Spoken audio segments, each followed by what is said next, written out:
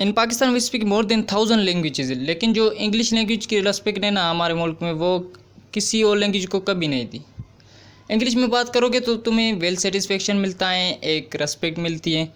English में कुछ भी बोलो सोसाइटी उसे एक्सेप्ट कर लेती है। किसी लड़की को जाकर बोलो है can I by your drink, तो ये एक्सेप्टेबल है। वही जाकर उर्दू में बोलो दारू पिएगी, बताना यार वोडका वोडका कुछ तो ले लें। किसको फ़ोन कर रही है, 130 पुलिस को? नहीं एक्सेप्टेबल। एग्जाम्पल देता हूँ आपको, अमेरिका में इलेक्शन हुए थे and the most powerful in entire planet, उस टाइम ये इलेक्शन लड़ रहा था और उसकी कैंपेन में हेल्प कर रहा था एक हॉलीवुड की सेलिब्रिटी। तो वो हर जगह इवेंट कर रहा था उसके साथ। एक जगह वो स्टेज पर था, उसके सामने था जो बाइडन, और वो सेलिब्रिटी स्टेज पर आया और उसने हज़ारों की भीड़ के सामने ये बात बोली, दिस गाय इज चेपलोनिंग is nice the fucker, he is American nice fucker and nice guy fucker. Wow, ऐसा कोई पाकिस्तान में कर सकता है क्या? कर सकता है क्या कोई सेलिब्रिटी बोल सकता है? मतलब हमें बचपन से बताया जाता है कि अगर अंग्रेज़ी में बात नहीं करोगे तो बहुत पीछे रह जाओगे, सोसाइटी तुमसे आगे निकल जाएगी, तुम्हारे टैलेंट का, तुम्हारे स्किल का कोई मतलब नहीं जब तक तुम इंग्लिश में बात नहीं कर सकते। कुछ ऐसे इदारे भी हैं जहाँ पर इंग्लिश के अलावा कोई और लैंग्वेज बोलने पर हर एक लाइन पर 20 रुपये का फ़ाइन लगता है। कितनी बुरी बात है ये भला। अंग्रेज़ों ने हम पर 200 साल राज किया, बुज़ुर्गों ने कुर्बानियाँ दी, उसके बाद जाकर मुल्क को आज़ादी मिली है, और आज हम उनकी ज़बान में बात नहीं करेंगे तो 20 रुपये का फ़ाइन। ये कहाँ का इंसाफ है?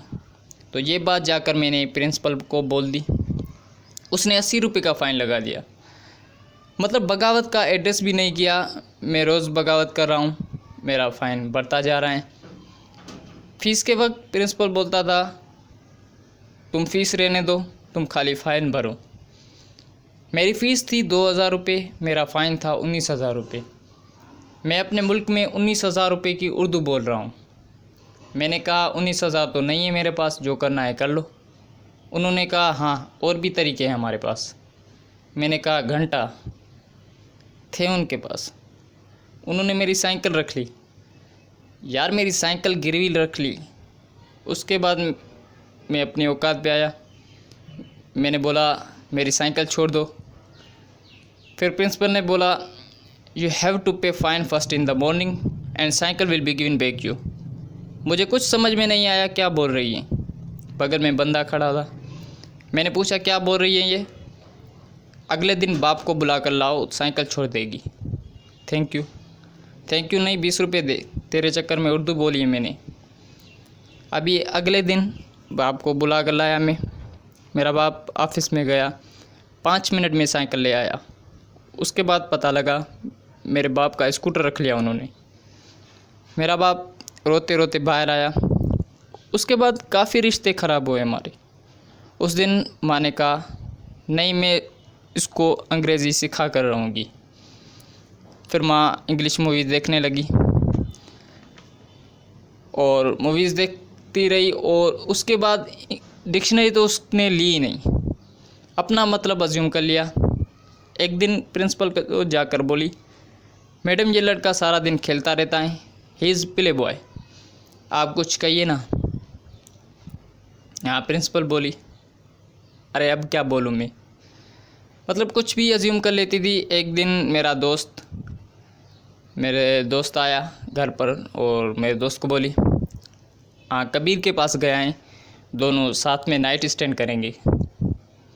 हाँ हम अलो करेंगे, हम फ्रैंक हैं, आप भी अपनी बेटी को भेजो, आप भी करवाओ, आजकल आप भी करवाओ। एक दिन कबीर ने मुझे एक पार्टी में बुलाया, लैंग्वेज बैरियर। तो वहाँ पर कबीर ने मुझे बोला तू थोड़ा लोगों के साथ सोशलाइज हो। मैंने कहा ठीक है। तो ग्रुप में मैं बात नहीं कर सकता था, तो वहाँ पर एक लड़की अपने ख्यालों में गुम थी। मैं गया और पिकअप लाइन बोल दी, जो कि उस वक्त बहुत फेमस थी, शायद आपने सुनी भी होगी। Is your father terrorist because you look like a bomb. तो ये मैंने बोल दी। उसके बाद उसने कहा यस ही इज़ डेड। मैंने कहा मैं जाता हूँ। फिर मैं वहाँ से निकला और फिर कभी भी किसी लड़की पर ट्राई नहीं किया। तो एक दिन मैं एक प्लेन में था, मेरे साइड में एक सीट खाली थी, तो वहाँ पर एक खूबसूरत लड़की आकर बैठ गई। मैंने उससे कहा आप गलत सीट पर बैठिए। तो लड़की ने टिकट चेक की और मुझे बोला how do you know this. मैंने बोला मुझे अपनी किस्मत का पता है, इतनी अच्छी मेरी किस्मत नहीं है।